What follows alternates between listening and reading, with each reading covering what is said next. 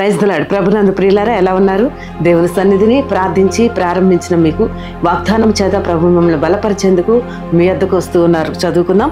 ఇర్మియా గ్రంథం 29వ అధ్యాయం 12వ వచనంలో, మీరు నాకు మొర్రపెట్టుదురేని, మీరు నాకు ప్రార్థన చేయుచు వత్తురేని, నేను నీ మనవి ఆలకింతును అని ఈ మాటను ప్రభు మనకు వాగ్దానంగా ఇస్తూ ఉన్నారు. ఏ రీతిగా ఈ దినమును ప్రారంభించి ఉన్నావో ప్రియ దేవుని బిడ్డ ప్రభు నీతో మాట్లాడుతూ ఉన్నాడు.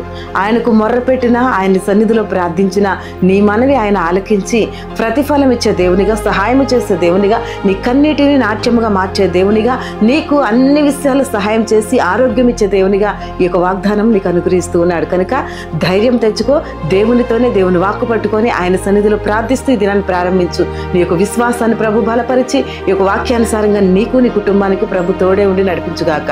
తండ్రి యొక్క వాగ్దానం ప్రతి ఒక్కరి పట్ల నెరవేర్చి నీ సన్నిధిలో చేస్తున్న మానవి ఈ దినమున నీ వద్దకు వచ్చి ఘనమైన కార్యాలను బిడ్డలు చూచినట్లుగా సహాయం చేయండి. యేసుక్రీస్తు నామంలో రక్షణ, విడుదల, స్వస్థత ఇచ్చి మ్యారేజ్ డే, బర్త్డే జరుపుకున్న బిడ్డలు ప్రత్యేకంగా దీవించమని ప్రార్థిస్తున్నాము తండ్రి. ఆమేన్.